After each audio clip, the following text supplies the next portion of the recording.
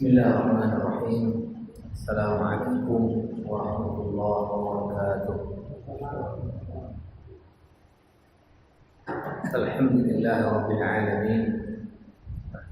Wassalatu wassalamu ala sayyidil mursalin nabiyyina Muhammadin wa ala alihi wa sahbihi ajma'in wa ba'd. Wa usini wa iyyakum jami'an bittaqwallah. Ittaqullaha haqqa tuqatih wa la tamutunna illa wa antum muslimun. Hadirin hadirat sidang jamaah Isya rahmatullah. Alhamdulillah kita secara terus-menerus memuji Allah Subhanahu wa taala yang Maha Tinggi. Bersyukur kepadanya atas banyak sekali nikmatnya yang tidak mungkin kita mampu menghitungnya, baik yang sudah kita nikmati maupun yang sedang kita nikmati, apalagi yang akan terus kita nikmati. Kita bersyukur atas izin Allah Subhanahu wa taala dan rahmatnya malam hari ini, sebagaimana yang sudah dijadwalkan, kita dapat bertemu dalam majelis ilmu pengajian atau kajian rutin bulanan di Masjid Besar Abu Ghamudi ini. Dan malam ini mohon kesediaan saya untuk menyampaikan kajian. Barangkali karena kita sudah diambang bulan suci Ramadan, maka juga tema kajiannya tentang masalah tarhib Ramadan, atau mungkin juga kalau sisi fikihnya adalah fikih puasa. Mudah-mudahan majelis kita malam ini yang tidak lama insya-Allah, tapi mudah-mudahan ini menjadi amal ibadah kita kepada Allah dan juga menjadi media untuk menambah pemahaman kita kepada ajaran agama Allah Subhanahu wa taala. Dalam hadis yang sahih riwayat Imam Bukhari dan Muslim, Rasulullah sallallahu alaihi wasallam bersabda, "Man yuridillahu bihi khairan yufaqihuhu fid-din." Siapa saja yang dikehendaki oleh Allah orang itu menjadi baik, maka Allah berikan dia kefahaman agama. Tentu kefahaman agama tidak mungkin datang melalui khayalan, melalui mimpi. Tentu harus melalui usaha-usaha. Maka malam ini kita duduk adalah salah satu usaha kita berusaha dalam kemampuan kita memahami ajaran-ajaran agama Allah Subhanahu wa taala. Dengan itu mudah-mudahan kita tambah hari tambah baik, baik dalam hablum minallah, kita dengan Allah, dan juga dalam hablum minna. Sebelum kita memulai, mungkin saya juga secara pribadi ingin memberi penghargaan dan apresiasi kepada inisiatif untuk membuat kajian bulanan di masjid ini, yang mungkin dan saya juga sudah mendengar ada tema-tema tertentu yang diangkat dengan juga mendatangkan orang yang lebih spesifik selama ini mengkaji di bidang tersebut. Sekarang sudah zaman kita masuk ke zaman spesialisasi, ya, zaman spesialisasi. Ulama-ulama terdahulu biasanya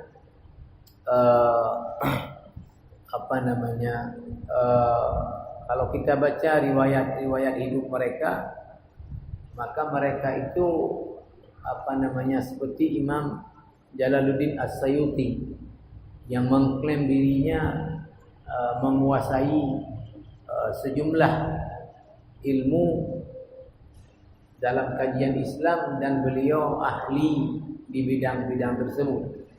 Rata-rata ulama terdahulu diawali dulu dari lughawi, memang ahli bahasa Arab, karena itu modal.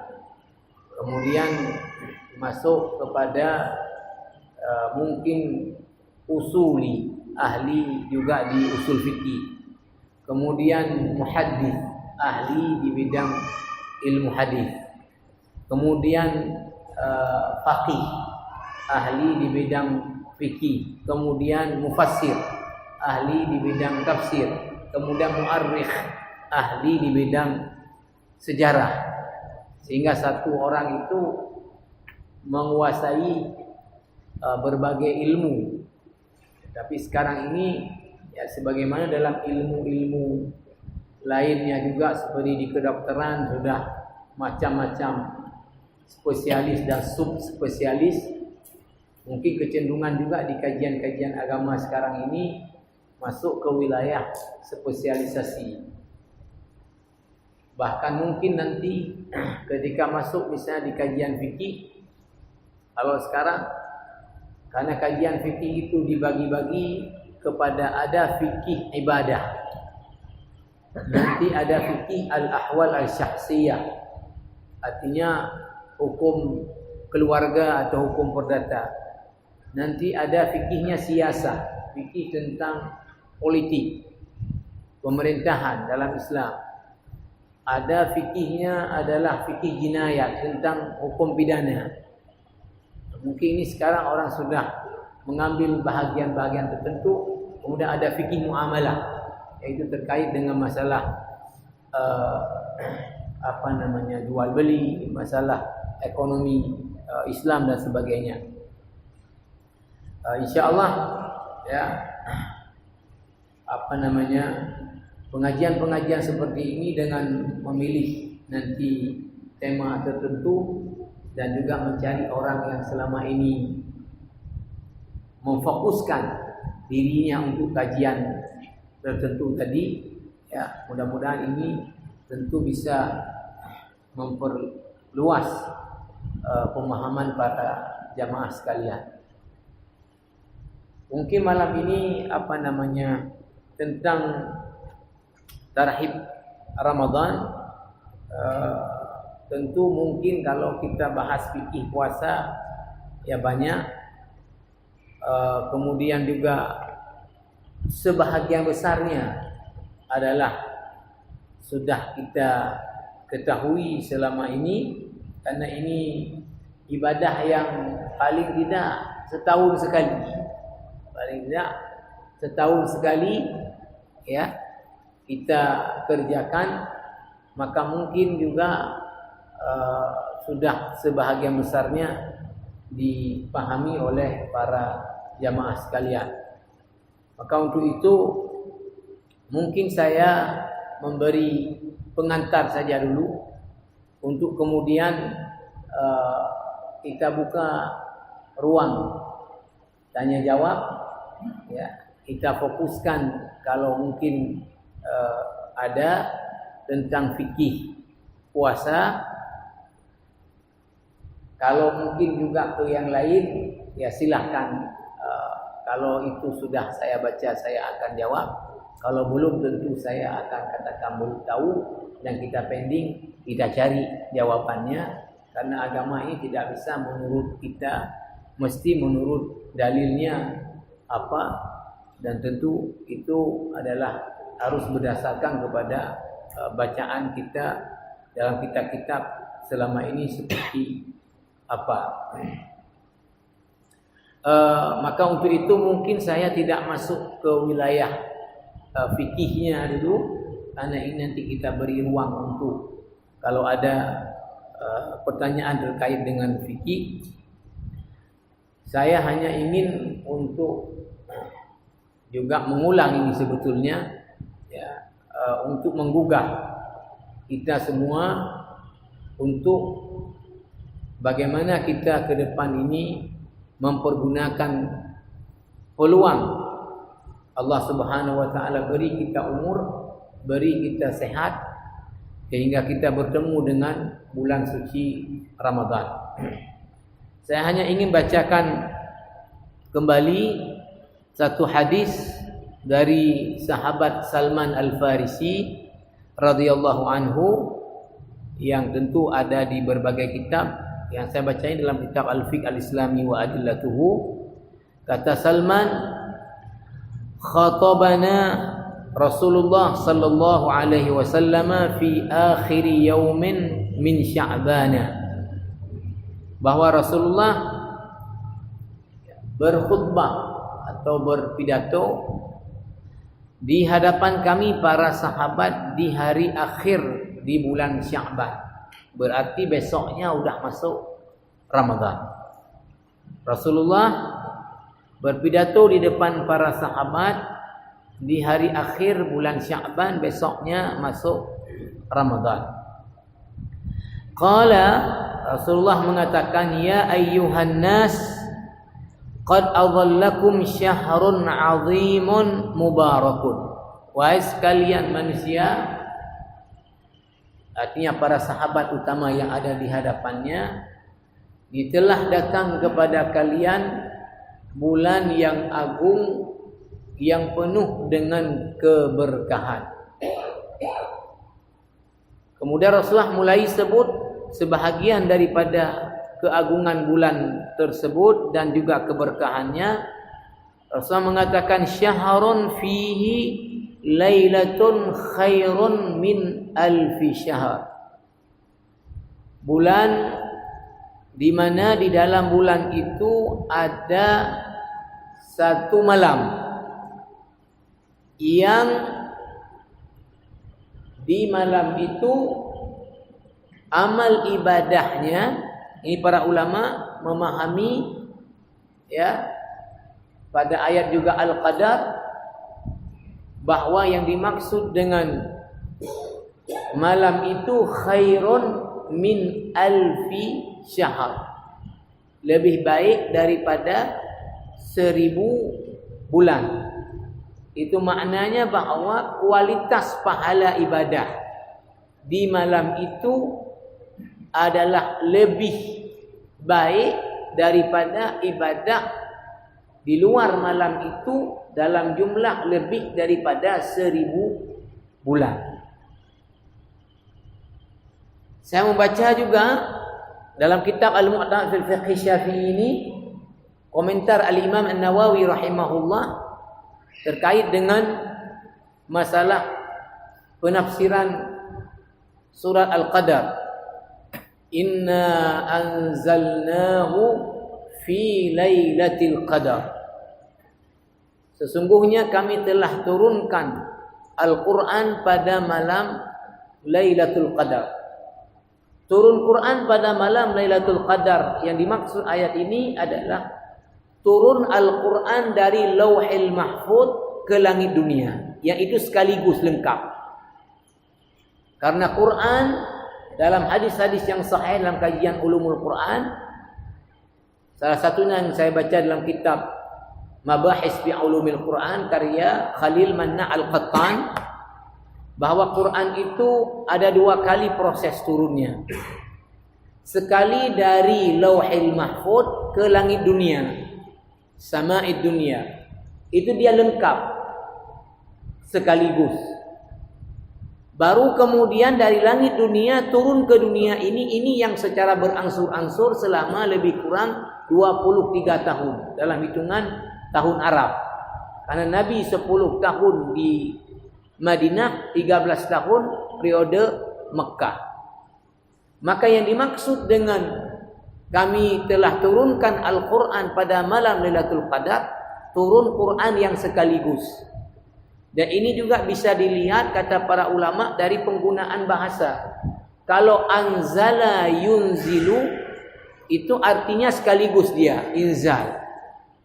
Kalau dia yang kemudian berangsur-angsur, dia nazzala yunazzilu, tanzil secara bahasa. Ini yang kemudian dia bertahap. Maka yang dimaksud dengan turun Quran pada ayat ini, diturunkannya Al-Quran yang sekaligus dari Lauhil Mahfuz ke langit dunia, yang itu di malam Lailatul Qadar. Ini ada kaitannya, misalnya mohon maaf, di kita ini di Indonesia diperingati nuzulul Quran di setiap Ramadan itu 17 Ramadan. Sehingga ada pemahaman orang awam bahwa Quran itu diturunkan pada malam 17 Ramadan. Kan itu yang mungkin menjadi paham orang awam, bahwa Quran itu diturunkan malam 17 Ramadan, maka peringatan nuzul Quran diambil malam 17 Ramadan. Nah, padahal ayat-ayat yang menjelaskan tentang turunnya Quran itu ada 3 ayat yang menjelaskan waktu turunnya Quran. Pertama dalam surah Al-Qadar tadi, inna anzalnahu fi lailatul qadar. Di ayat yang lain Allah mengatakan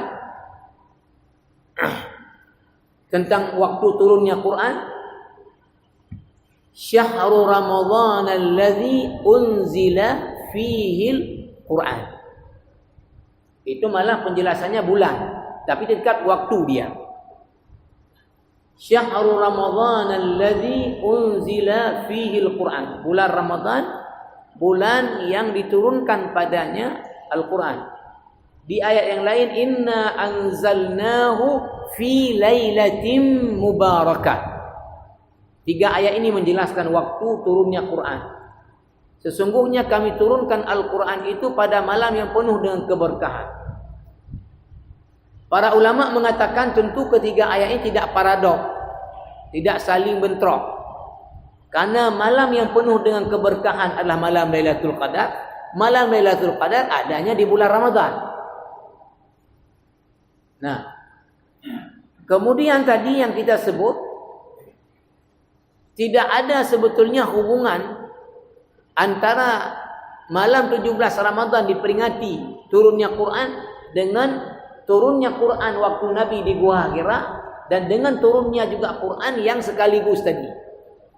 Kalau kita baca-baca, kenapa di Indonesia diambil 17? Karena kita kemerdekaannya tanggal 17. Lalu itu kemudian dengan peringatan nuzul Quran dibawa ke 17. Bukan karena Quran itu turun tanggal 17 Ramadan. Nah, ini yang dimaksud dengan tadi turun Quran pada malam Lailatul Qadar, turun yang sekaligus. Kemudian di situ Allah Subhanahu wa taala jelaskan, inna anzalnahu fi lailatul qadar wa ma adraka ma lailatul qadar lailatul qadri khairum min alfi syahr. Ijma' para ulama, tidak ada khilaf, sekalipun tadi Allah menjelaskan bahwa Quran itu diturunkan sekaligus pada malam Lailatul Qadar, dan itu sekaligus dari Lauhil Mahfuz ke langit dunia. Tetapi Lailatul Qadar itu ada di setiap bulan Ramadan. Tidak hanya pada waktu diturunkan Quran itu saja. Ada di setiap bulan Ramadan. Itu ijma' para ulama.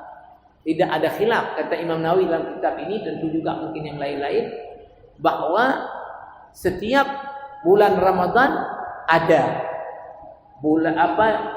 malam Lailatul Qadar yang lebih baik daripada 1000 bulan. Dan yang dimaksud dengan lebih baik adalah nilai ibadah di malam itu lebih baik daripada 1000 bulan. Nah, ini tentu keagungan Ramadan yang begitu luar biasa, keberkahan Ramadan yang begitu luar biasa.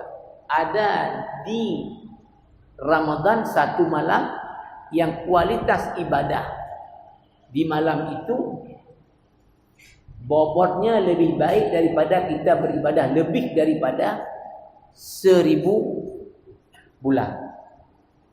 Ini kan luar biasa.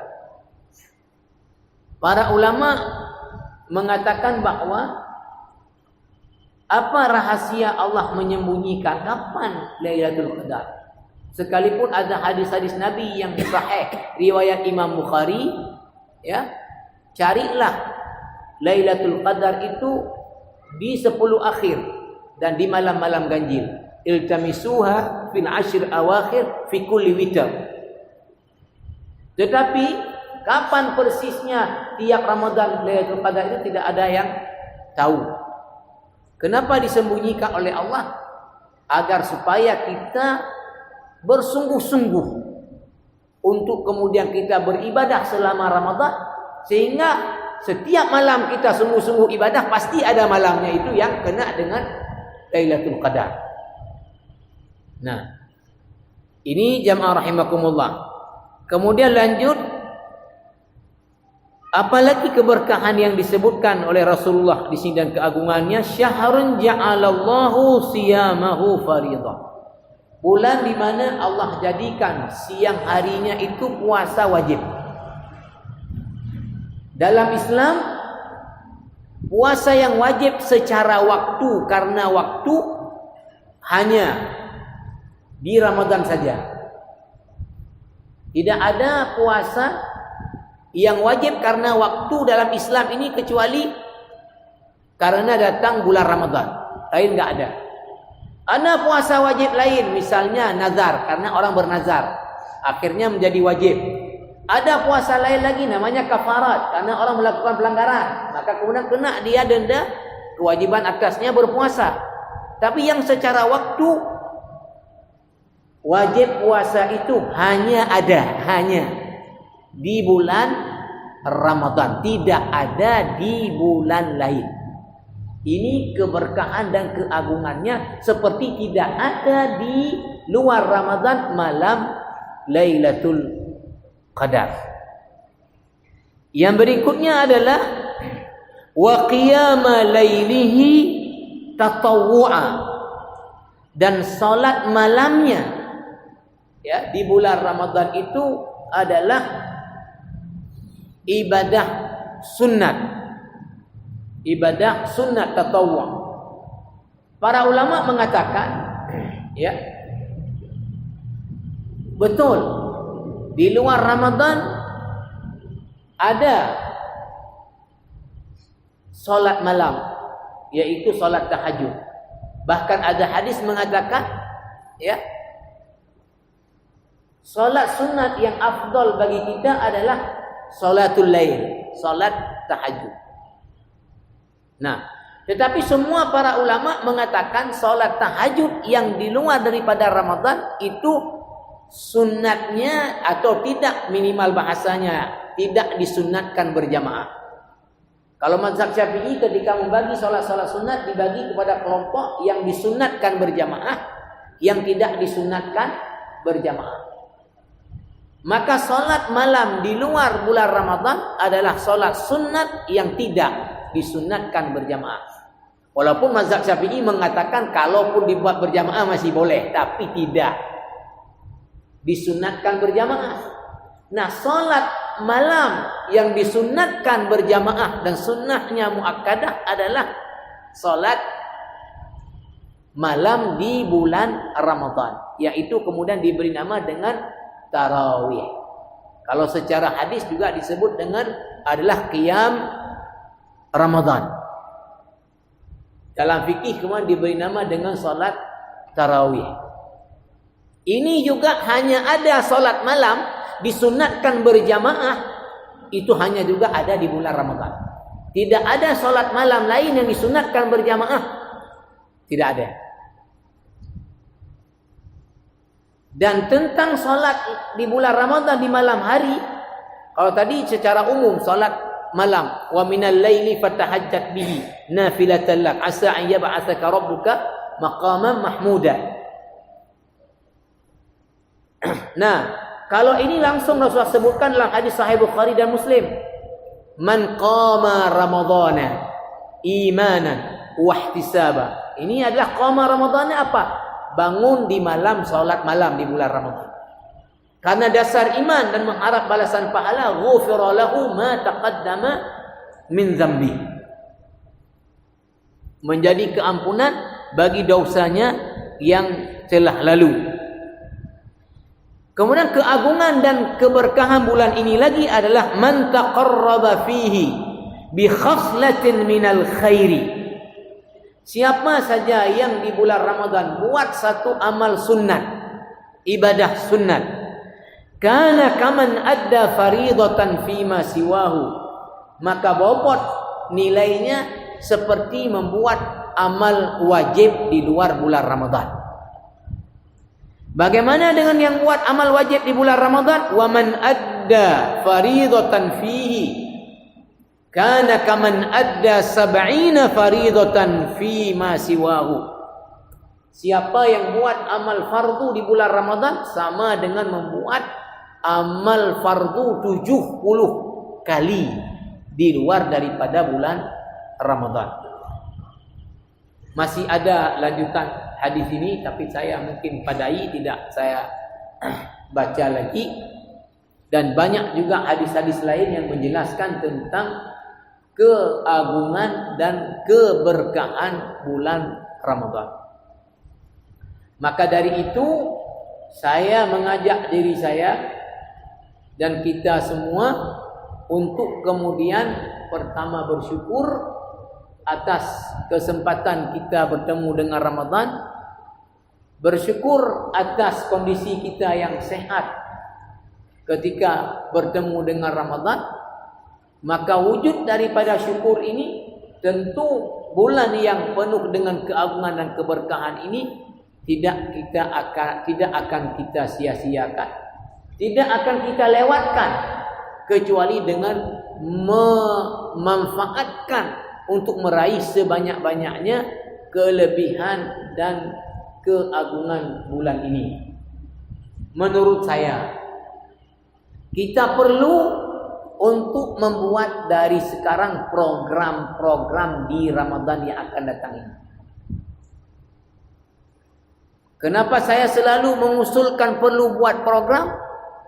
Karena biasanya kalau kita tidak buat program, maka kita kalau ada waktu kita buat, kalau enggak lewat. Berbeda kalau kita sudah programkan. Saya ambil contoh saja satu.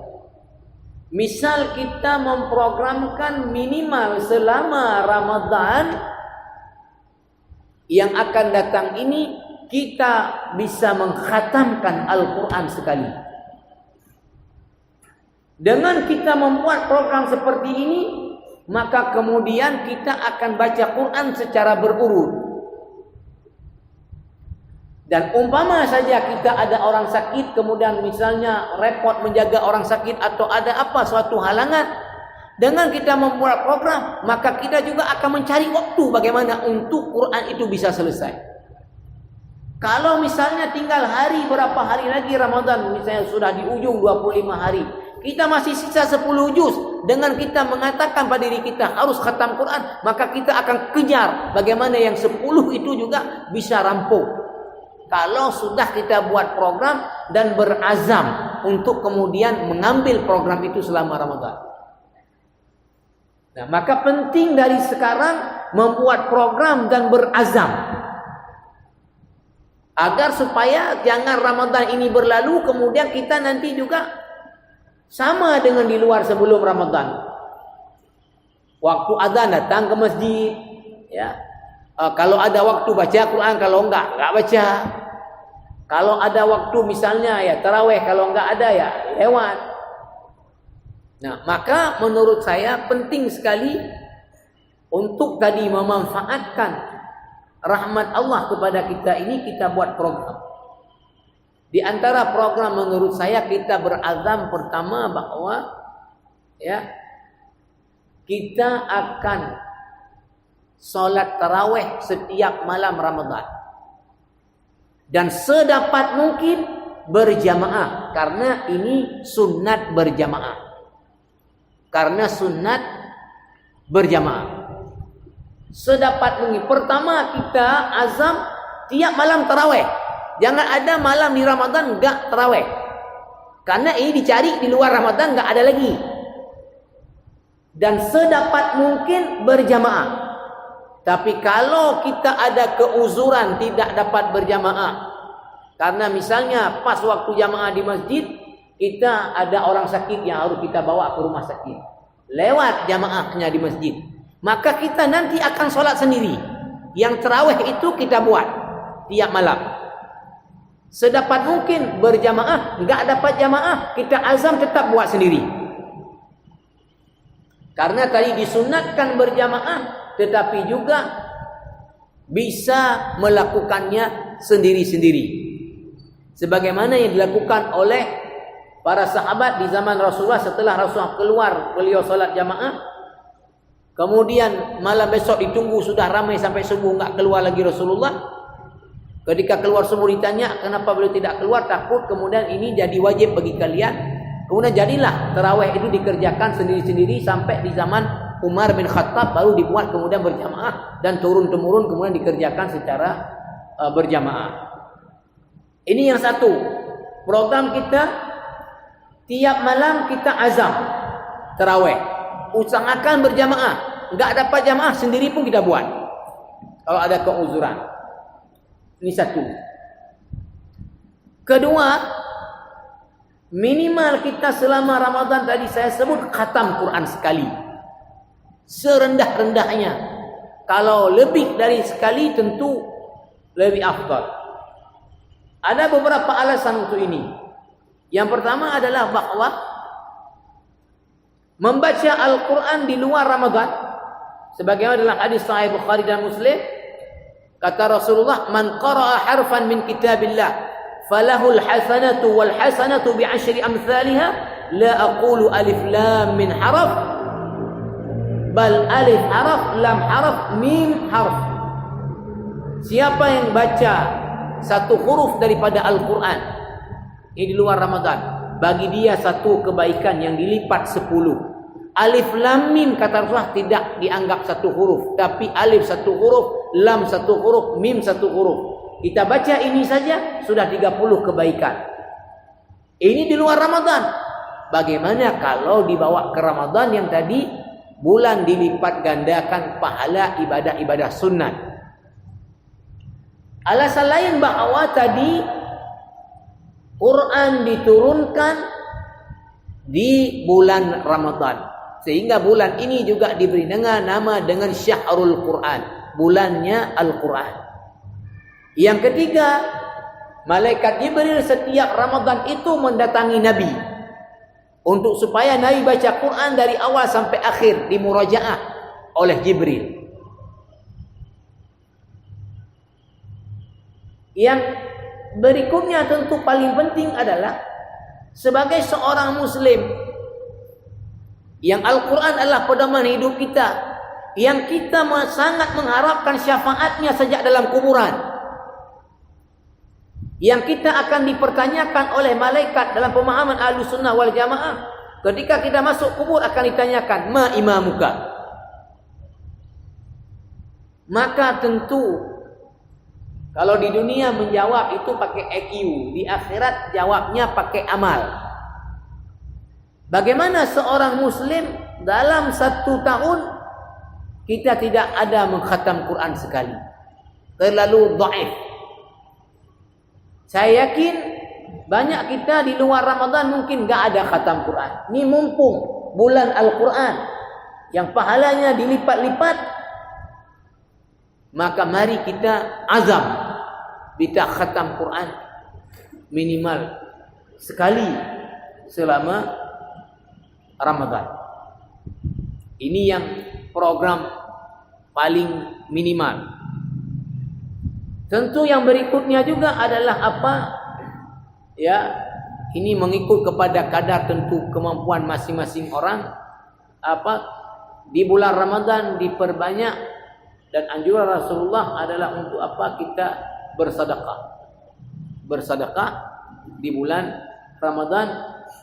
Tentu ini mengikut kepada kemampuan masing-masing orang, terutama memberi makan kepada orang yang berbuka puasa. Memberi makan kepada orang yang berbuka puasa. Baik sekali kalau memang kita ya memprogramkan pada diri kita membaca satu buku agama bisa selesai. Kalau macam saya misalnya menyelesaikan satu kitab tertentu selama Ramadan. Selain Quran tadi, ada kitab tertentu juga yang kita program bisa kita baca dari awal sampai kemudian tamat selama bulan Ramadan. Nah, program yang tidak kalah pentingnya juga lagi adalah kalau bisa masuk 10 akhir Ramadan, ya, kita lebih banyak menghabiskan waktu kita, terutama juga di malam hari, di masjid. Alhamdulillah sekarang ini di Banda Aceh sudah banyak masjid membuat program, namanya adalah setelah sholat tarawih malamnya ada lagi sholat qiyam Ramadan. Ini kenapa? Karena Rasulullah SAW itu setiap Ramadan beliau kalau masuk 10 akhir itu full i'tikaf di masjid. Sehingga dalam kitab Al-Muqtadil Fiqh Syafi'i ini Imam Nawawi mengatakan, man arada al-iqtida'a bin Nabi sallallahu alaihi wasallam, siapa yang ingin mengikut cara Nabi beriktikaf di 10 akhir Ramadan, maka kata Imam Nawawi, falyadkhulil masjid, maka hendaknya orang ini masuk ke masjid kapan? Tanggal 20 Ramadan sebelum matahari terbenam. Dan keluar lagi dari masjid kapan? Tanggal akhir Ramadan setelah matahari terbenam.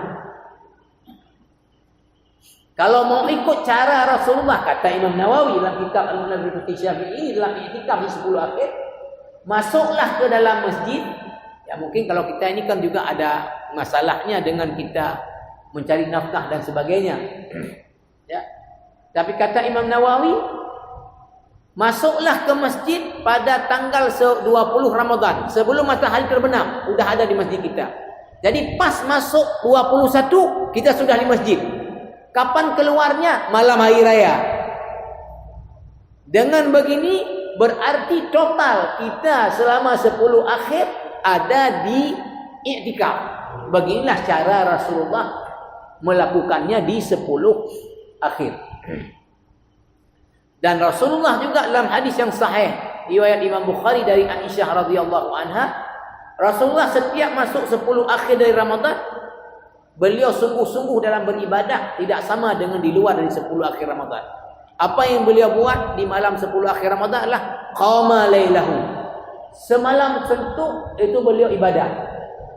Wa aqama ahlahu, membangunkan juga keluarganya. Wa syaddal mi'zar, dalam makna ikat pinggang, itu tidak tidur dengan istrinya, tidak berhubungan dengan istrinya. Jadi adanya di masjid untuk beriktikaf. Kalaulah kita masa tidak mungkin mengambil ini semuanya, tapi kita bisa mengambil bahagian daripada keutamaan 10 akhir ini. Jadi ini menurut saya pengantar untuk tarhib Ramadan kita kali ini. Ya tentu kita berazam bahwa kesempatan dengan Ramadan yang akan datang ini Allah beri, kita akan manfaatkan sebaik-baik mungkin untuk kita kemudian tadi memperbanyak ibadah kita kepada Allah Subhanahu wa taala. Ada mungkin orang bertanya begini. Ada pertanyaan, apakah kita beribadah karena Ramadan saja, lalu ketika Ramadan enggak? Jawabannya begini. Jawabannya bahwa kalau ibadah wajib, ya, tentu di Ramadan begitu, di luar Ramadan juga begitu. Lalu kalau perintah tadi meningkatkan amal ibadah di Ramadan, itu apa yang meningkatkan? Ibadah-ibadah sunnah. Tentu tidak betul orang di Ramadan dia salat fardu 5 waktu, di luar Ramadan enggak salat, enggak betul. Orang di bulan Ramadan dia tinggalkan ghibah, di luar Ramadan dia ghibah, ya enggak betul. Yang haram di luar Ramadan haram, di Ramadan haram. Di luar Ramadan harus ditinggalkan, di Ramadan harus ditinggalkan. Tapi apa yang ditingkatkan selama Ramadan dari segi ibadah adalah ibadah sunnah. Kalau kita di luar Ramadan tadi kita sebut ada baca Quran tapi enggak sampai khatam, maka di Ramadan bagaimana kita tingkatkan untuk kemudian dia khatam. Kalau di luar Ramadan kita mungkin ada tahajud sekali-kali tapi tiap-tiap malam, di Ramadan yaitu tahajud tiap malam dengan salat tarawihnya tadi. Ini yang dimaksud dengan meningkatkan ibadah di Ramadan adalah meningkatkan kuantitas ibadah sunat kita selama bulan Ramadan. Karena keagungan dan kelebihan bulan Ramadan berbanding dengan bulan-bulan yang lain. Mungkin ini dulu dari saya sebagai pengantar. Silahkan dari jamaah kalau ada pertanyaan-pertanyaan yang terkait dengan masalah fikih puasa. Sejauh saya sudah baca kitab Al-Mu'tamad ini, alhamdulillah sudah saya baca seluruh yang terkait dengan fikih Ramadan, dengan i'tikaf. Begitu juga kitab ini sudah sering saya ajarkan di masjid-masjid, kitab Al-Fiqh Al-Islami wa Adillatuhu. Mungkin juga nanti daya ingat saya saja yang kemudian tidak mampu mengingat semua. Ya. Silahkan para jamaah kalau ada hal yang ingin ditanyakan. Saya akhiri dulu sementara. Silahkan kalau ada. Terima kasih atas pengantar yang disampaikan tadinya ada kesempatan banyak pertanyaan. Sebelumnya saya menyampaikan pertanyaan dulu tentang mohon tanggapan dari Ustaz Abdul. Karena ini kondisi zaman sekarang sudah secara sosial karena mereka berubah. Sekarang kita di Masjid Abu Dawudi tetap dari dulu melaksanakan sholat tarawih itu 8 rakaat. Setiap rakaat 2 kali salam, kemudian ditambah witir 3 rakaat sekali salam. Ini juga banyak masukan dan saran-saran kepada saya. Jadi saya ingin ketegasan untuk mengambil ketegasan sikap. Jadi mohon bagaimana tanggapan Ustaz dengan pelaksanaan kita ini tetap 8 rakaat sekali tarawih, 2 rakaat sekali salam, dan setelah setiap salam kita tidak melaksanakan zikir dengan jahat. Kemudian dilakukan dengan 3 rakaat sekali salam. Karena berbagai pendapat masukan macam itu tidak ada satu mazhab ataupun apa. Jadi sikapnya demikian. Yang kita laksanakan menjadi Abu tetap 8 rakaat salat tarawih, 2 rakaat sekali salam, kemudian tanpa zikir jahat. Bagaimana pandangan fikih atau pandangan tasawuf untuk pelaksanaan demikian? Dari saya terima kasih.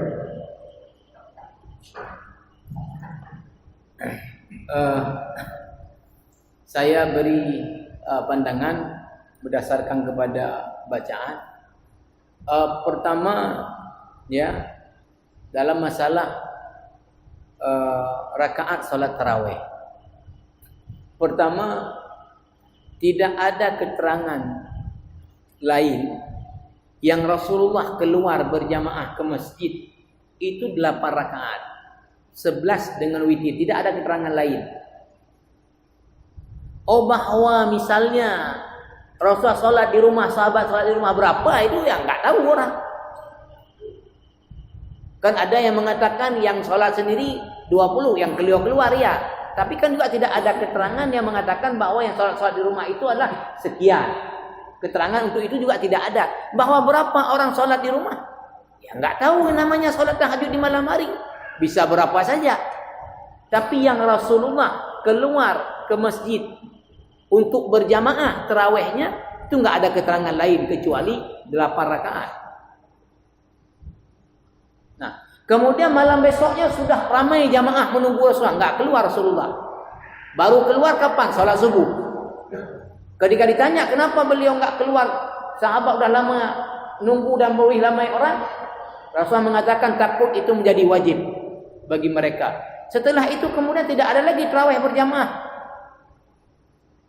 Begitu juga tidak ada tarawih jamaah di zaman Abu Bakar. Baru dibuat di zaman Umar bin Khattab. Satu jamaah perempuan dengan satu imam, jamaah laki-laki dengan satu imam, berapa rakaat? 20 rakaat. 20 rakaat. Nah, setelah itu turun-temurun dikerjakan 20 rakaat. Nah, di Madinah itu pernah dikerjakan tarawih itu 36 rakaat. Kenapa?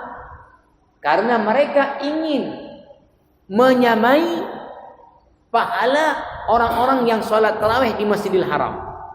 Karena di Masjidil Haram setiap selesai 4 rakaat tawaf sekali. 7 kali.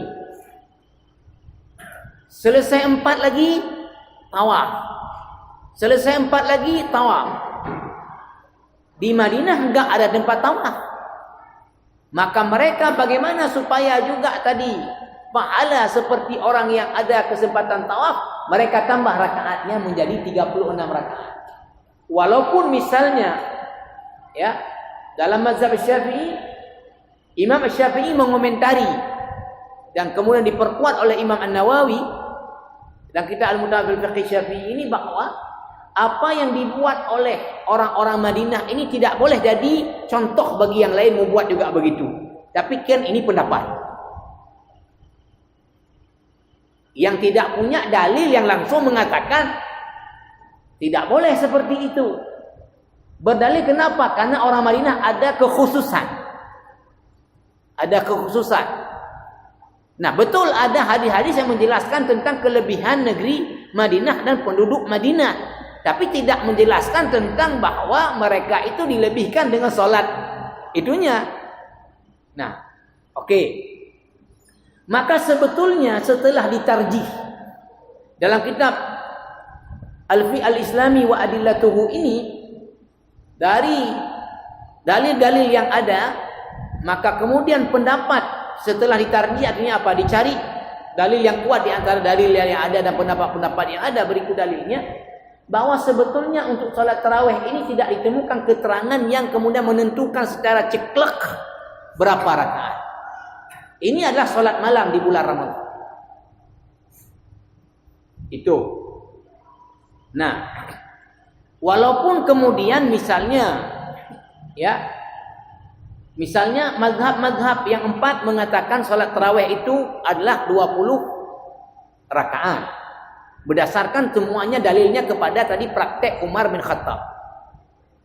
Maka Said Sabiq misalnya dalam kitab fikih sunnahnya mengatakan terkait dengan solat tarawih ini, al-masnun yang sesuai dengan sunnah Nabi yang Nabi kerjakan adalah 8 rakaat, sama 9 rakaat.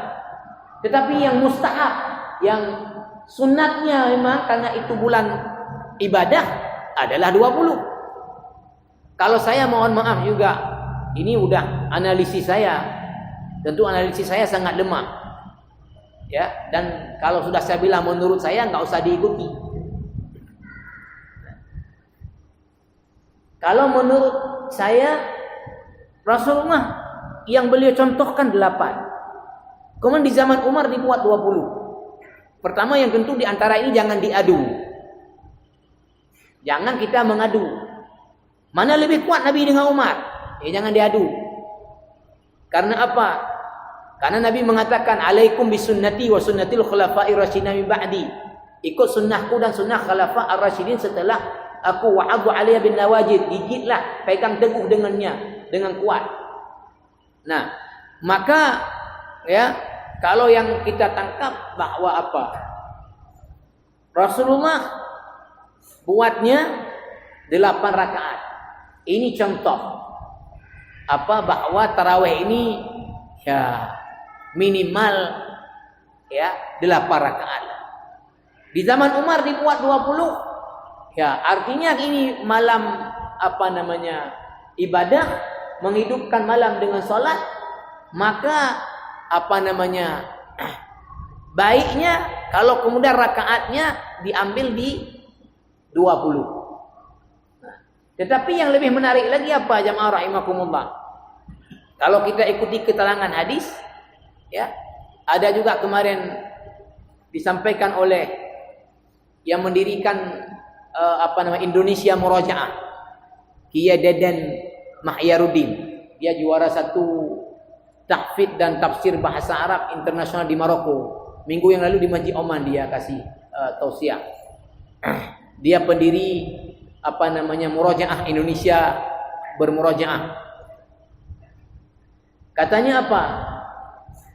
Kalau kita baca hadis-hadis, Nabi itu ya, atau para sahabat, salat tarawihnya itu sampai enggak sanggup berdiri, harus bergantung kepada tongkat.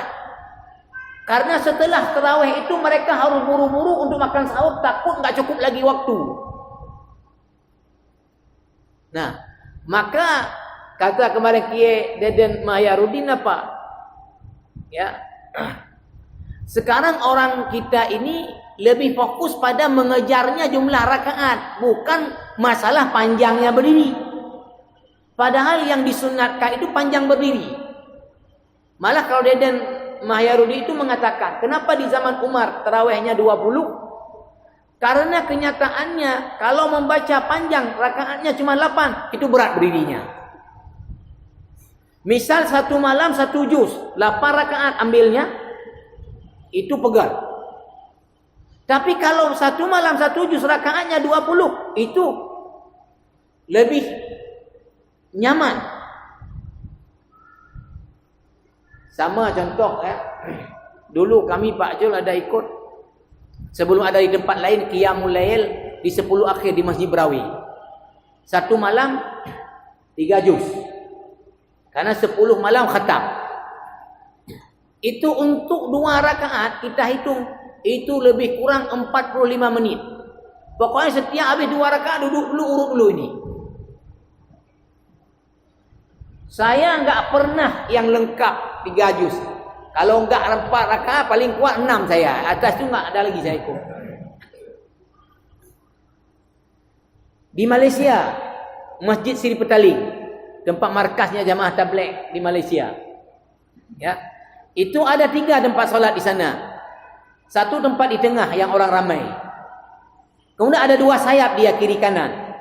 Ada satu sayap itu dia satu malam ya ambilnya 3 juz. Ada sayap yang satu malam 10 juz. Saya dengan Pak Jul mau coba ini yang 10 juz ini. Bagaimana? Orang ini mau langsung masuk ke takbir, saya bilang tunggu dulu. Ya. Jangan takbir nanti udah enggak sanggup berdiri kan enggak boleh lagi kemudian angkat tangan lari. Ada orang duduk sedang baca Quran satu di situ, kakek-kakek. Yang lain sedang solat. Saya tanya lah, Pak Cik, nak tanya. Saya tanya, dalam 2 rakaat berapa juzuk bacanya? Pak Cik dia bilang berapa? Dalam 2 rakaat 3 juzuk dia bilang. Langsung saya bilang ini udah menyerah.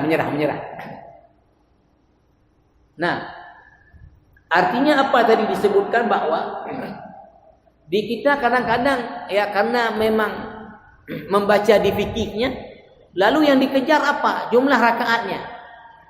Malah siapa yang pernah nonton?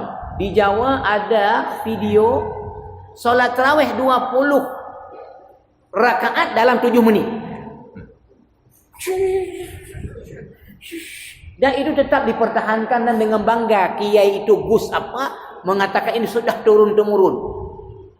Itu jelas-jelas enggak sah solatnya, enggak ada tumakninahnya yang menjadi rukun dalam solat. Enggak ada. 20 rakaat 7 menit. Kayak mana? Nah, sebetulnya yang hakikatnya tadi adalah lama berdirinya. Ya. Maka karena untuk mungkin tadi ya 1 juz satu malam misalnya dengan 8 rakaat itu berat. Berbanding itu diambilnya 20 rakaat. Okey, baik untuk itu kalau menurut saya tentu ya tentu dua-duanya tadi adalah semua mengatakan sah dan dalilnya itu Rasulullah, ini adalah Umar bin Khattab dan ini juga secara temurun dikerjakan 20. Bahkan tadi ada yang di Madinah 30, walaupun kata Imam Syafi'i tidak bisa itu menjadi contoh bagi yang lain, itu adalah pendapat ya. Dan ketika ditarjih bahawa sesungguhnya solat tarawih tidak ada sesuatu dalil yang tegas mengikat berapa dia.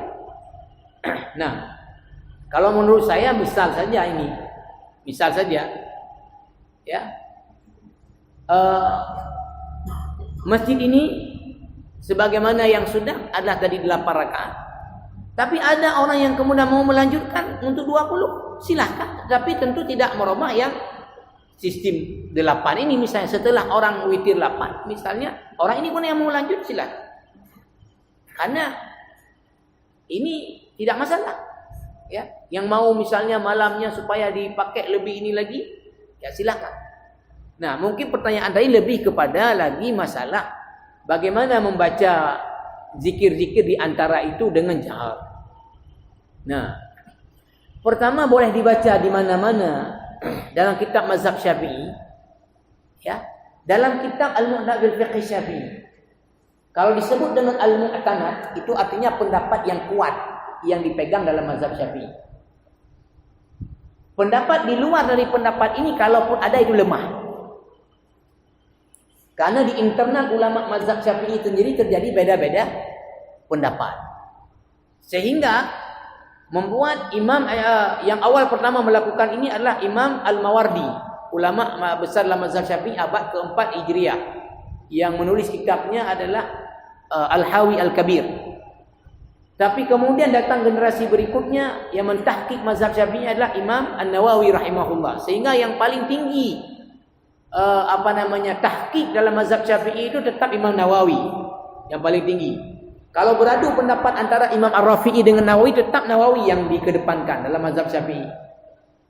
Nah, dalam kitab Al-Mu'tamad bil Fiqh Syafi'i yang merujuk kepada kitab-kitab induk, terutamanya adalah kitab Al-Majmu' Syarah Mu'azzab yang ditulis oleh Imam An-Nawawi, disebutkan di pembahasan tentang setelah solat berjamaah itu di akhirnya bahwa apa? Disunnatkan istighfar, zikir, doa setelah solat fardu secara sir. Disunnatkan.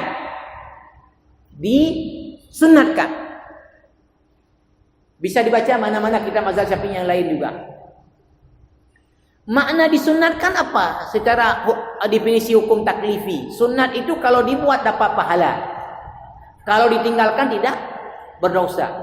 Berarti sekarang mana yang dapat pahala kita kalau berdoa setelah salat fardu? Yang sir.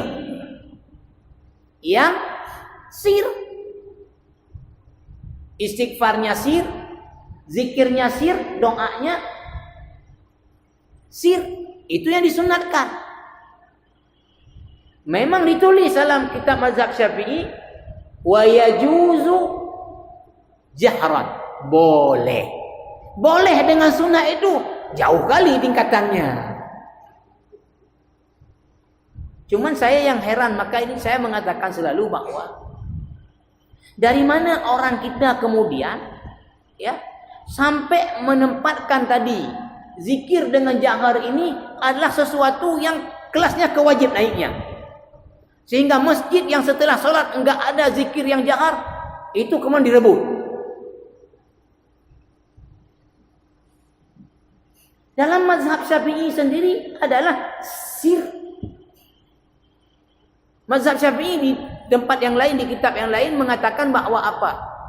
Boleh secara jahar kalau sekedar mengajarkan orang yang belum tahu. Setelah itu kembali stop secara sir. Karena pertama secara dalil-dalil tidak ada ditemukan Rasulullah doa setelah solat itu secara jahar. Ya. Maka untuk itu kalau pertanyaan tadi menurut saya ya pertama tadi ya secara dalil kita melihat Rasulullah tidak ada ya secara jahat.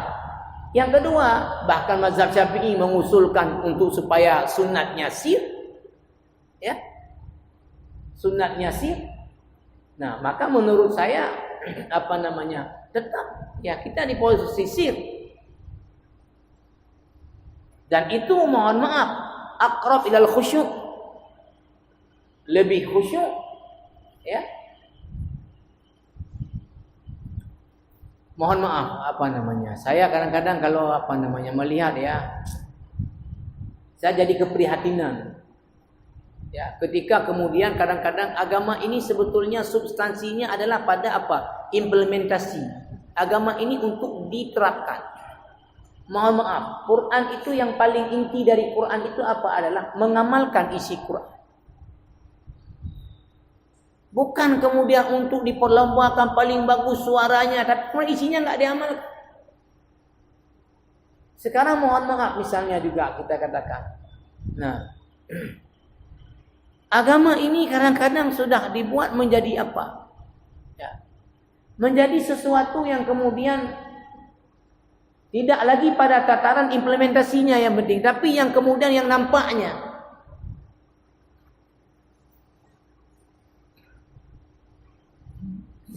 Ini apa namanya? Saya terus terang prihatin saya, ya. Ketika apa namanya? Misal ya, kalau kita baca hadis Sahih Bukhari yang 7 golongan mendapat naungan Allah di mahsyar nanti. Pada waktu tidak ada naungan kecuali naungan Allah. Itu bagaimana disebutkan dengan orang berzikir? Apa yang berzikir rame-rame? Bukan. Rajulun zakarallaha khalian. Orang yang mengingat Allah khalian di tempat yang sunyi sendiri. Fafadat ainahu. Lalu berkucucuran dia air matanya, menangis takut kepada Allah. Yang zakarallah khalian. Dia berzikir secara sendiri dan dia menangis. Mohon maaf, kalau orang dizikir ramai menangis itu karena orang lain nangis.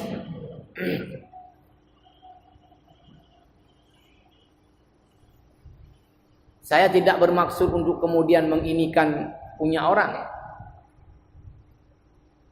Saya pernah pergantian tahun baru dulu dibuat zikirnya di apa namanya Islamic Center yang dulu tempat lokalisasi prostitusi di wilayah apa namanya Jakarta Utara, Kramat Tunggal, dirubah jadi Islamic Center.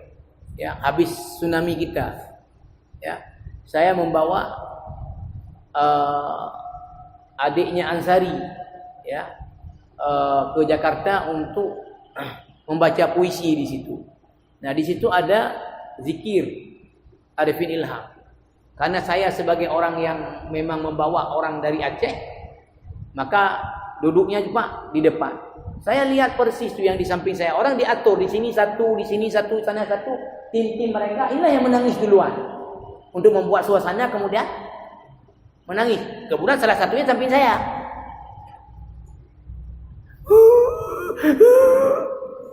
Semua karena apa? Di kondisi. Jadi yang disebut dalam hadis adalah orang yang sendiri berzikir, nangis dia takut kepada Allah. Nah, maka apa namanya? Kalau menurut saya ya seperti karena kita mohon maaf, apa namanya? Dalam beribadah ini sebetulnya kan semua orang itu paham, tapi nggak tahu saya kemudian bagaimana mereka memahami ini. Kemudian dalam prakteknya kemudian berbeda lagi. Ya terserahlah kemudian dengan berdalih macam-macam. Tapi kan Rasulullah mengatakan dalam hadis yang sahih Bukhari dan Muslim, "Man 'amila 'amalan laisa 'alaihi amruna fa huwa raddun." Siapa yang buat satu amalan tidak ada perintah kami di situ, maka ini ketolak. Ini adalah ketolak. Nah, makanya ya kalau pertanyaannya ya kita tentu yang lebih safety-nya adalah ketika kita mengamalkan sesuatu ada dalil yang kuat untuk itu. Ya. Itu kalau untuk kita safety-nya dalam beribadah, peganglah dengan sesuatu yang sudah ada ininya. Seperti ada orang tanya ke saya, Ustaz, bagaimana pandangan Ustaz kalau saya menjadikan pegangan dalam bacaan saya, kemudian juga ibadah saya itu fikih sunnah? Gimana menurut Ustaz? Saya jawab, begini ya Pak. Kalau Bapak membaca fikih sunnah dan kemudian berpegang dengan fikih sunnah, insya Allah. Ya, insya Allah. Pertama, ibadah Bapak itu sudah disesuaikan dengan dalil-dalil, dan itulah ciri fikih sunnah. Karena dia tidak terikat dengan mazhab mana-mana, tapi dia mengikat diri dengan kesahihan daripada dalil. Nah, cuman Pak, kalau bagi seorang pengajar fikih, dia tidak cukup baca fikih sunnah. Karena apa? Karena di fikih sunnah itu ada hal-hal yang bertentangan dengan pendapat 4 imam mazhab. Yang bagi pengajar ini harus paham dia. Di mana letak bedanya, apa dalil perbedaannya. Nah, sehingga dia bisa jelaskan. Tapi bagi orang yang misalnya untuk diri pribadi berpegang dengan itu bisa. Karena apa? Itu sudah dipilih memang pendapat, kemudian disebutkan dalil yang sahih dari itu. Insya Allah tadi untuk safety-nya saya bilang boleh. Tapi bagi seorang yang mengajar, maka dia tentu harus baca yang luas. Ya, baca mazhab Syafi'i, baca mazhab Hanafi, baca mazhab Maliki, baca mazhab Hambali, baca berbagai pendapat, ya, sehingga dia nanti ada gambaran di mana letak bedanya, apa dalil masing-masing, sehingga kemudian tidak menyalahkan orang lain yang mungkin barangkali dari mereka juga punya dalil dengan berpendapat seperti itu. Mungkin itu bisa saya ini kan. Silakan yang lain kalau ada. Ya. Yang pertama, terima kasih kita. Yang kedua adalah maaf. Mungkin pertanyaannya yang kata diurai. Tapi bagi lo, karena lo daya kerja isi drama Yumosa, karena lo bertanya. Guna pembukaan atau pengantar itu bahwa Qurannya dari Lauh Mahfuz secara lengkap ke langit dunia, secara lengkap itu dengan berbagai cerita, maka cerita Yusuf, cerita Simon beli Musa, tapi tulah perak dan sebagainya. Jadi Munyodonya awal kejadian baru nanti cerita. Dia kutipan cerita lagi. Kejadian banyak ketika cerita. Jadi Allah Maha Mengetahui itu yang boleh terjadi. Jadi dalam halnya belum anda kita pahami tak. Yang ini tidak bolehnya. Bunuh orang dipok di motor berjalan meninggal. Sebelum dia dipok guna cerita. Tapi setelah dipok baru guna cerita. Dia kadang-kadang betul tak dengarkan belum macam betul mulai dalam lagi. Yang macam terima kasih Ustaz. Baik. Pertama bahwa ya Bedanya dalam beragama itu yang paling penting adalah apa? Dasarnya dalil. Dalil secara bahasa adalah petunjuk, ya. Ketika kita mengatakan ini begini, petunjuk yang menunjukkan tentang itu mana? Itulah yang disebut kemudian dalil. Karena agama ini adalah merupakan wahyu dari Allah. Ya. Dalam kajian usul fikih selalu dibuat kajian namanya adalah apa? Asy-syari'. Siapa yang membuat syariat ini? Ini adalah Allah. Adalah Allah. Kemudian Allah memberi otoritas kepada Nabi Muhammad untuk membuat apa yang belum ada dibuat oleh Allah dalam Al-Quran. Dalam ayat wa ma atakumur rasulu fakhuzuhu wa ma nahakum anhu fantahu. Apa diperintahkan oleh Rasul kalian kerjakan, yang dilarang kalian tinggalkan. Nah, maka setiap apapun dalam agama ini dia landasannya adalah dalil. Nah,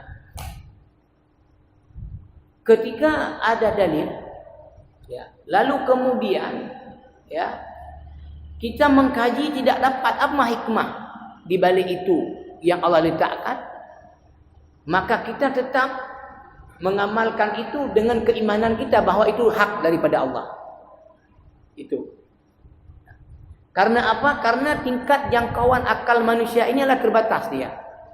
Terutama dengan perkara-perkara yang gaib. Akal manusia ini tentu tidak jangkau dia tentang masalah surga, masalah neraka. Karena ini perkara yang gaib. Nah, baik. Makanya tadi kita menyampaikan bahwa Quran itu 2 kali tahapan turunnya. 1 kali dari Lauhil Mahfuz ke langit dunia. Ini karena ada dalil hadis yang sahih yang menjelaskan ini. Lalu tentu kita timbul pertanyaannya, di langit dunia di mana ditaruhkan kayak gitu lagi? Kalau pakai logika, di mana ditaruh di langit dunia? Nah, ini kan perkara yang kemudian kita mengimani karena ada keterangan hadis sahih bahwa begitu. Dan kemudian ketika ulama mengkaji juga ayatnya tadi saya sebut anzalna. Itu ada sekaligus. Kalau yang berangsur dia tanzil. Nazzala yunazzilu tanzil. Itu yang berangsur. Baik. Sekarang pertanyaan yang langsung tadi adalah bahwa ya justru ini dalam kajian ulumul Quran disebut dengan kajian babnya pada bab i'jazul Quran. Di ulumul Quran itu ada kajian-kajian tentang dibagi-bagi tadi secara sistematis. Ada kajiannya misalnya amsalul Quran, perumpamaan dalam Al-Quran. Kan banyak perumpamaan Al-Quran. Daraballahu masalan lilladzina kafaru. Itu banyak. Sehingga ada satu bab sendiri namanya amsalul Quran. Perumpamaan dalam Al-Quran. Nanti ada kajian qasasul Quran, kisah-kisah dalam Al-Quran. Maka salah satu bab yang dikaji di ulumul Quran adalah namanya i'jazul Quran. Kemu'jizatan Al-Quran. Salah satu sisi kemu'jizatan Al-Quran ya. Sehingga Quran itu walau satu ayat oleh ahli bahasa di zaman Quran turun, mereka tidak mampu buat. Di mana salah satu sisi kemu'jizatan Al-Quran adalah di kemampuan Al-Quran mengungkap informasi-informasi yang sudah ribuan tahun yang lalu tanpa dokumen kemudian diceritakan ulang. Misalnya mohon maaf, kisah Qarun. Itu kan diceritakan dalam Al-Quran. Itu yang di zamannya Nabi Musa. Kisahnya Nabi Yusuf dengan Raja Mesir. Kisahnya Nabi Sulaiman dengan Raja Sabah. Yang kemudian ada yang mengatakan namanya Balqis. Ya. Nah, seperti tadi disebutkan, sekarang seorang sejarawan dia bisa menulis sejarah kan karena dia punya referensi. Misalnya tentang masalah kayak mana perjuangan dulu Indonesia merebut kemerdekaan, ditanya lah veteran-veteran yang ada ikut perang dulu. Kan kayak gitu caranya menginformasi. Dan wate lahir ke Madu. Contoh, wate Belanda tengah ada yang 4. Ulung kamu no lemak senjata dengan ini cerita wate. Dia catat dari informasi yang ada pada orang yang hidup di zaman itu. Atau dia mengkaji lewat peninggalan. Itu nanti ada ilmu arkeolog. Oh, ada tinggal ini apa namanya? Uang ditemukan di tanah. Nah, uang itu berbahasa Turki misalnya. Uang yang seperti itu di Turki dulu ketika direferensi yang lain tahun berapa dipakai mata uang itu? Oh, berarti orang Turki sudah sampai ke Aceh. Diperkirakan abad ini karena uang Turki sudah ada di Aceh. Dia semuanya dia bisa itu karena apa? Ada bukti-buktinya. Tapi yang diungkap oleh Quran kan tidak tanpa dokumen. Mana dokumen zamannya Habil dan Qabil? Mana dokumen zamannya Nabi Nuh? Mana dokumen zaman-zaman yang kita sebut tadi? Tapi Quran menceritakan dan sampai hari ini belum ada arkeolog menemukan satu bukti arkeologi yang itu bertentangan dengan keterangan Quran. Bertentangan dengan Al-Quran. Belum ditemukan. Nah, justru tadi yang menjadi pertanyaan tadi, ini justru menjadi sisi mukjizatnya Al-Quran. Bisa mengungkap cerita-cerita yang sudah ribuan tahun yang lalu tanpa dokumen dengan benar Dan ketika ditemukan bukti tentang cerita itu, misalnya sekarang ditemukan pemukiman kaum Samud,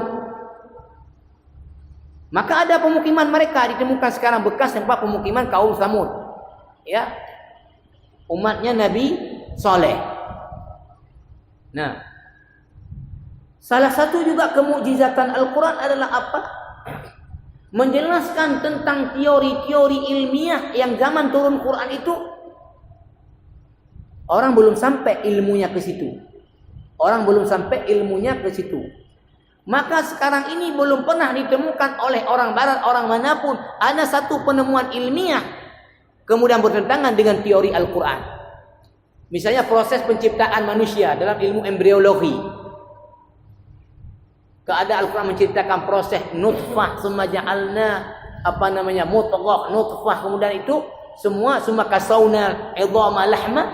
Itu zaman dulu kan belum ada alat untuk kemudian USG. Jadi hal-hal seperti itu di zaman dulu kan sama sekali orang belum jangkau ilmunya ke situ. Nah, tapi belum pernah ditemukan satu teori ilmiah hari ini bertentangan dengan penjelasan Quran di Quran yang zaman itu secara ilmu belum ada nyambung memang sama sekali. Ini juga sisi mukjizatnya Al-Quran. Sehingga kalau ini merupakan karangan Muhammad sudah tentu mustahil. Orang ummi bisa cerita tanpa dokumen sudah ribuan tahun yang lalu. Orang ummi bisa cerita satu teori yang di zaman itu sama sekali ilmu belum sampai kepada itu. Nah, ini yang kita tanya tadi, justru inilah sisi kemukjizatan Al-Quran.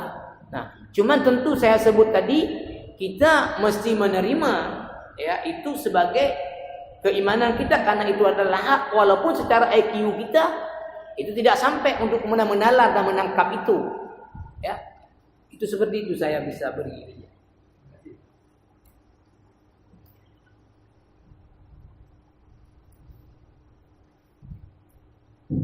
Assalamualaikum warahmatullahi wabarakatuh. Assalamualaikum warahmatullahi wabarakatuh.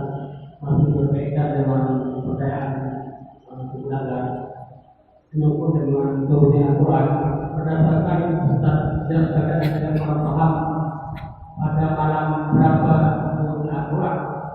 Ada tidak ada bersuara dari mayoritas dunia dan juga Indonesia dan Asia itu memang digunakan dari kita Ramadan. Turunnya Al-Quran itu persoalan satu. Yang turunnya seperti di Jabal Nur atau hari ya. Apa ada kalau ada sejarah atau story menunjukkan bahwa waktu bukan pertunjukan Ramadan turunnya Al-Quran satu perayaan itu. Satu lagi itu tentu nyangkut dengan uraian kitab mahfuz turunnya Al-Quran. Saya telah memahami katanya seseorang itu rezeki itu tidak ditentukan dari sejak kita mampu itu. Apa benar demikian Ustaz? Assalamualaikum warahmatullahi wabarakatuh. Apa ini kedua? Seseorang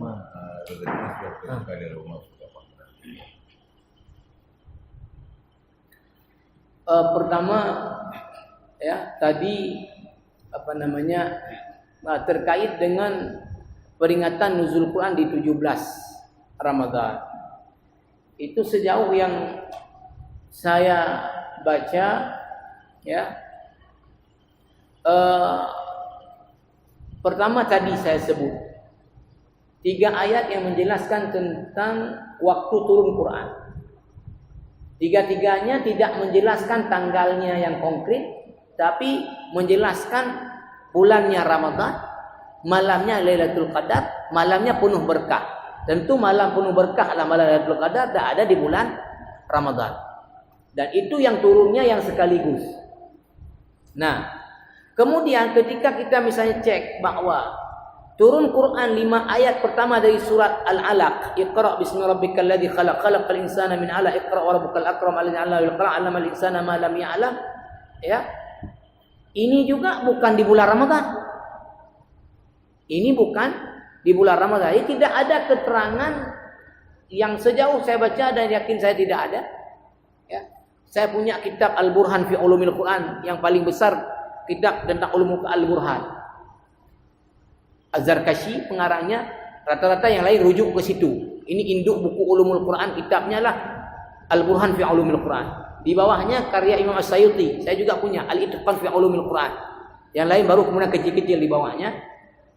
Jadi tidak ditemukan ada penjelasan bahwa Quran itu turunnya di 17. Malah yang saya baca di salah satu tulisan, tapi dalam bahasa Indonesia bukan ini. Kenapa di Indonesia dibuat 17 dikaitkan dengan kemerdekaan? Bukan karena Quran itu turunnya di 17 Ramadan.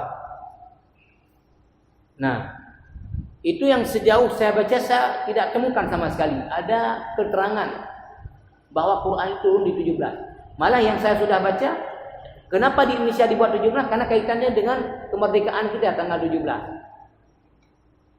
Ya. Dan kemerdekaan kita juga di bulan Ramadan ya. Dideklarasikan kan? Ya. Itu yang kedua tentang masalah umur kita, ya, rezeki kita, ya. Lagi-lagi ini bahwa ada hadis, ya, yang sahih yang menyebutkan tentang, ya, bahwa Allah telah menentukan, ya, umur kita, kemudian rezeki kita, ya. Sehingga kalau kita bahas ini memang nanti akan masuk ke pembahasan tentang qada dan qadar. Akhirnya akan masuk ke wilayah perdebatan antara Qadariyah, Jabariyah, kemudian Mu'tazilah. Ini memang perkara yang enggak selesai-selesai artinya. Tapi yang menyederhanakan begini, menyederhanakan. Kita secara iman meyakini bahwa, ya, umur kita itu sudah ditentukan oleh Allah Subhanahu wa taala. Ya. Rezeki kita sudah ditentukan oleh Allah Subhanahu wa taala. Ya, akan tetapi tentu tidak ada satu orang pun yang tahu, ya, yang tahu kapan dia meninggal, umur dia berapa. Nah, sehingga orang kan, mohon maaf misalnya, tidak bisa dia kemudian mengatakan, lo gepuk jaga ada kesehatan, anggota olahraga, diet macam ini itu, enggak tentukan itu. Akhirnya dia akan mati sih. Pada pagi hubu ya na ayo udah ada kamu jam mati mah. Ala duit dah jaga ni kamu mati je. Nah. Ini tidak bisa seperti ini. Nah, atau tadi begini. Alah rezeki kalian tentukan lah tak pula minggu dah kerja kana rumah cik. Mamnya kau tentukan lah tengok-tengok kana cik maka tentukan. Nah. Sekarang siapa yang kemudian mengatakan bahwa rezeki dia udah begini, enggak ada lagi yang lain dari Allah Subhanahu wa taala. Tidak ada orang yang tahu tentang apa ketentuan Allah pada dia. Nah, maka yang menjadi tugas manusia ini apa? Tugas dia adalah sebagai manusia berusaha mengambil asbab, kemudian berdoa kepada Allah. Itu saja. Soal kemudian apa yang akan dia terima dan terjadi, itulah yang disebut dengan tawakal. Dia serahkan kepada Allah. Inilah posisi kita. Maka tadi, ya mohon maaf, malah ada pendapat kalau misalnya Yusuf Qaradawi mengatakan, ada orang bertanya ke Yusuf Al-Qaradawi begini, ya, juga terkait dengan tadi dalam kitabnya Fatwa Mu'asirah beliau, ya, ini misalnya sedang mewabah satu penyakit. Nah, kita kemudian apa? Tahu bahwa itu bisa menular melalui pernapasan. Kita langsung membandar. Alah bagi saya itu kalau udah ketentuan kena. Kalau Allah enggak kena. Bagaimana pun masuk terus kita.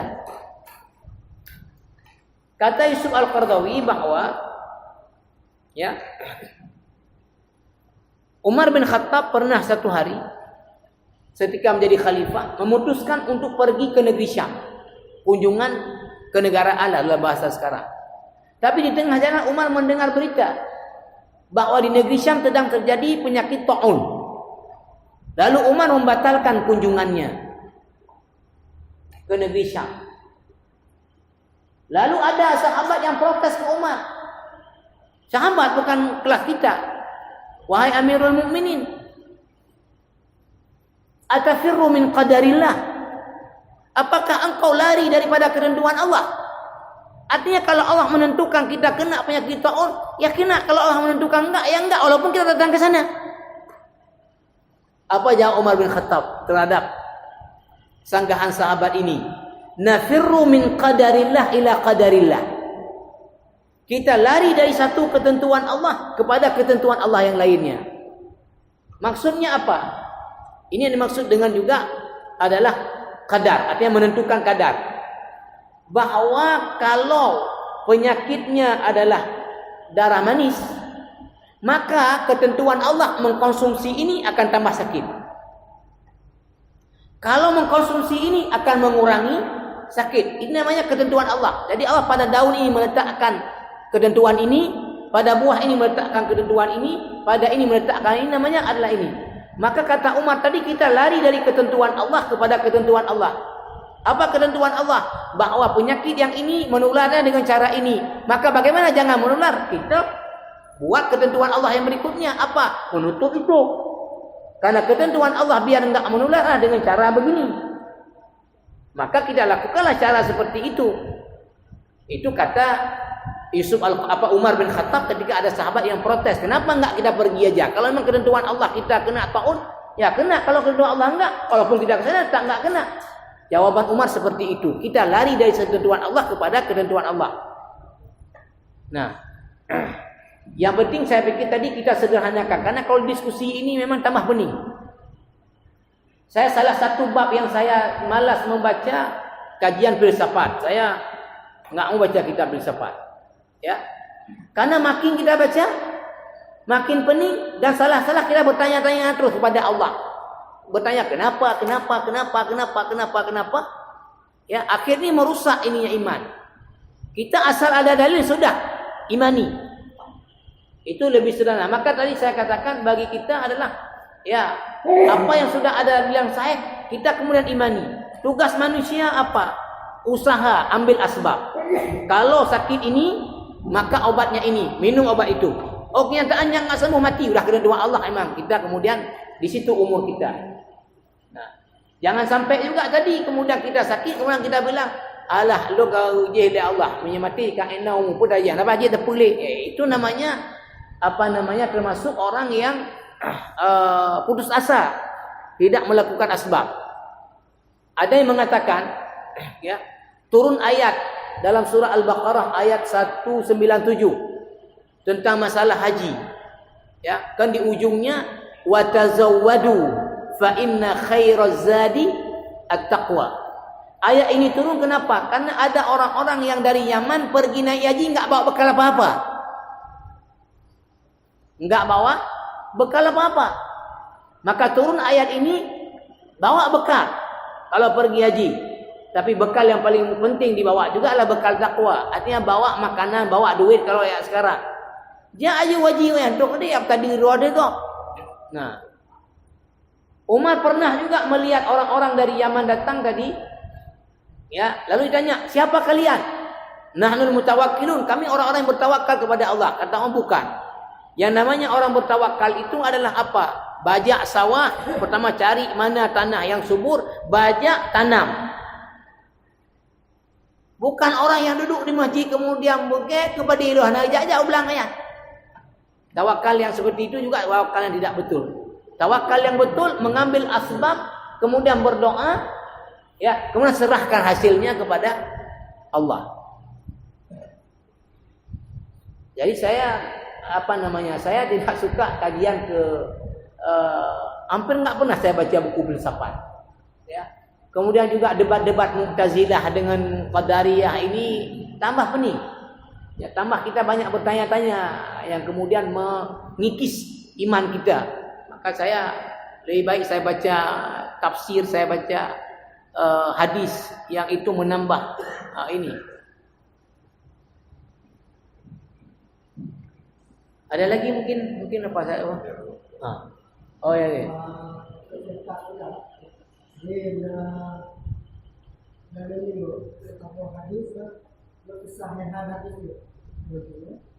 Apabila datang bulan Ramadan, senang makan kalau bulan Ramadan, maka kita akan tambah juga. di hadisnya ukur sahih ukur Ya, yang ini yang saya sebut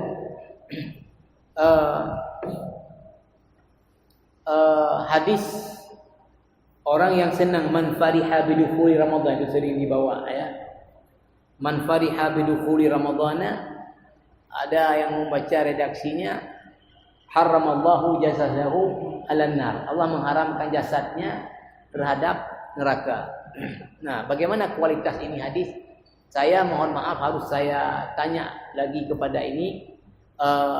Disinilah butuh apa yang saya sebut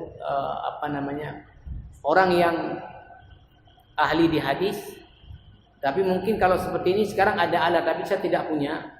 Ya, orang-orang yang kajian hadis, dia ketik lafadznya akan keluar hadis ini rawahu siapa, kemudian derajat hadisnya tadi apa, sahih, apa hasan, apa dhaif, itu juga akan keluar karena sudah dibuat ininya, dia buat ini filenya seperti itu. Maka saya kalau ada seperti ini saya sering tanya ke Ustaz Hanif. Ya, karena Ustaz Hanif memang S1-nya dia hadis, S2 hadis, sekarang sedang ambil S3 hadis. Maka selalu saya tanya ke Ustaz Hanif, "Nif, coba tanya hadis ini kayak mana derajatnya?" Nanti dia akan jawab ya dengan tadi membuka dulu dia. Kalau orang Arab lebihnya, ini yang saya bilang, siapa pernah nonton? Mana HP saya dalam mobil? Oh, ini tepok. Oh, ya, punya saya dalam mobil. Tapi saya dikirim juga sama Ustaz Aprija. Ada anak Arab yang kecil, diuji dia. Ada yang pernah lihat di YouTube? Hah? Anak kecil di Arab diuji oleh Imam Masjidil Haram. Bukan, pengajar hadis di Masjidil Haram. Yang diujinya apa? Diuji disebutkan hadis sedikit, ditanya rawahunya siapa? Cuk dia jawab. Dan hadis bukan satu bab, semua bab.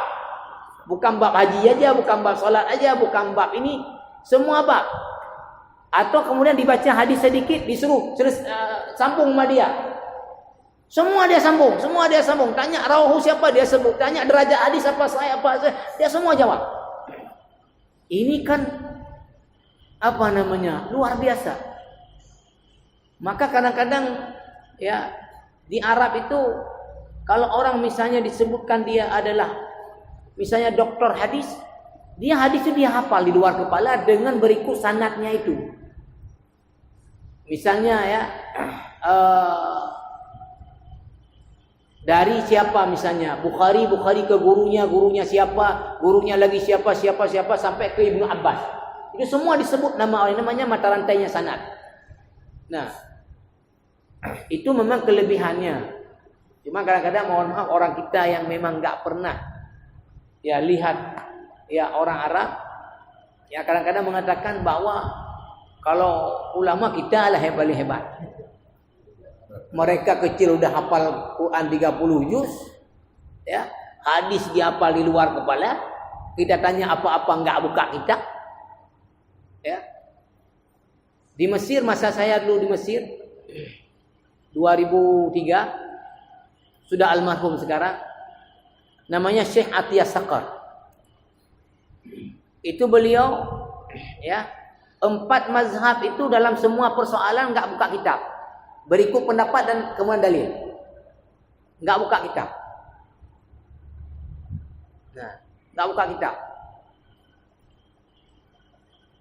Bayangkan kan sekedar mengingat menurut Maliki begini-gini itu agak mudah, tapi kemudian menyebutkan dalilnya apa ya Maliki, ininya apa, ya ininya dalilnya apa, bukan satu bab, semua bab, dan itu dalam kepalanya. Itulah mungkin kalau kita sekali-kali bisa, saya pernah nonton juga di televisi Al Jazeera malam Senin. Tapi kalau waktu kita udah tengah malam, jam 9 waktu Qatar. Itu ada program di televisi Al Jazeera, judulnya adalah Asy-Syari'atu wal Haya. Syariat dan kehidupan. Syekh Yusuf Al-Qaradawi dulu ada pembawa acara satu, terima telepon dari seluruh dunia.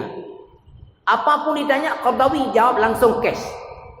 Ayatnya ini, hadisnya ini, pendapatnya si ini, pendapat ini, enggak pada buka apa-apa. Nah, itulah kalibernya ilmu mereka itu. Nah, maka sekali lagi saya harus tanya yang ahlinya di bidang ini, ya. Atau kita kalau misalnya seperti ini ada, dia ada namanya adalah Al-Mu'jam Al-Mufahras. Kalau Quran namanya Fathur Rahman. Cari ayat berapa, surah apa, cari di Fathur Rahman. Kalau hadis cari di Al-Mu'jam Al-Mufahras.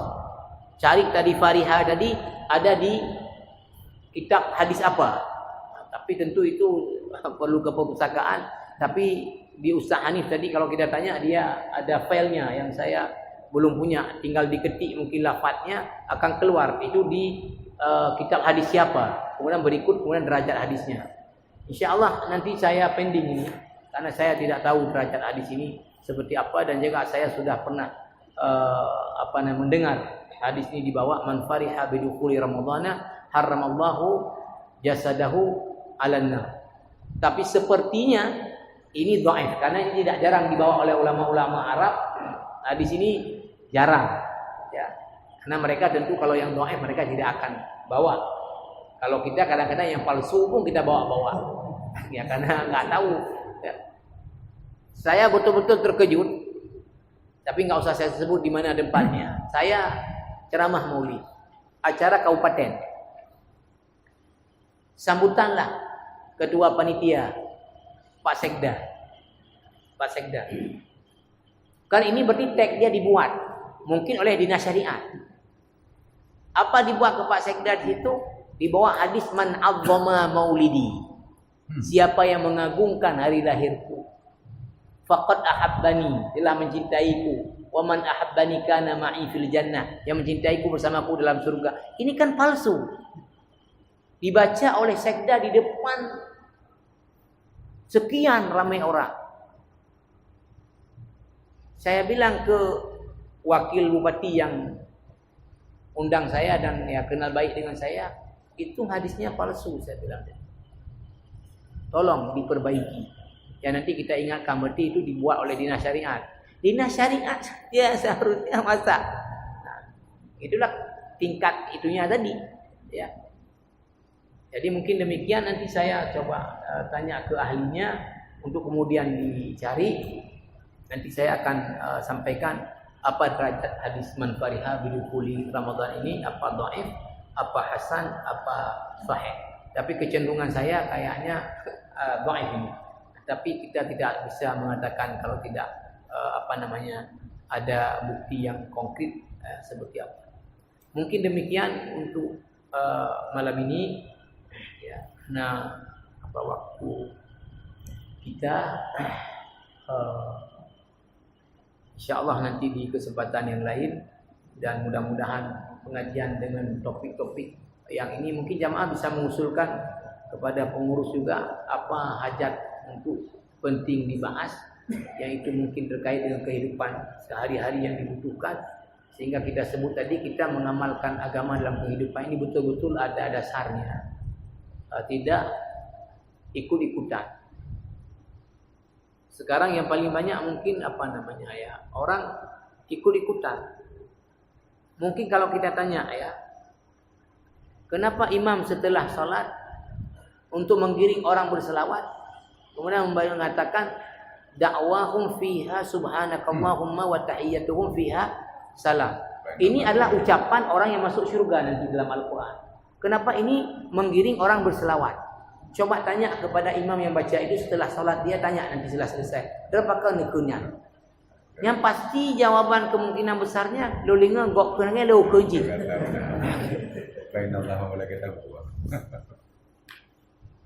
Yang jawaban adalah lo linga gok ke lo kerja. Nah, ini yang tidak, ini namanya taklid buta. Nah, yang jangan kita beragama seperti ini. Nah, maka perlu banyak tadi mungkin kajian-kajian dengan orang yang memang khusus di bidangnya. Itu biasanya mohon maaf kalau sudah khusus dia lebih detail. Kayak dokter misalnya penyakit dalam, insya Allah dia garis besarnya tahu. Dia DM tahu, lambung dia tahu, tapi detailnya dia tak tahu. Tapi orang kalau sudah detailnya lambung, itu dia lebih detail tahu lambung. Karena dia sudah pelajari lambung sangat detail. Kita tanya ke dokter konsultan yang DM, dia yang DM ini detailnya dia tahu, karena itu aja dia kerja. Dan dia referensi baca selalu tentang itu. Begitu juga misalnya orang kajiannya mawaris, maka yang dia baca kitab-kitab mawaris, yang dia kaji mawaris, maka pemahaman dia mawaris itu lebih detail berbanding mungkin kepada orang lain yang di umumnya. Maka dengan dibuat seperti ini, ada artinya spesifikasi ini, mengundang orang juga yang selama ini bergelut di itu, insya-Allah ini memberi banyak tambahan kepada para jamaah sekalian. Mungkin demikian, saya mohon maaf. Subhanakallahumma wa bihamdika, asyhadu an la ilaha illa anta, astaghfiruka wa atubu ilaik. Assalamualaikum warahmatullahi wabarakatuh. Assalamualaikum.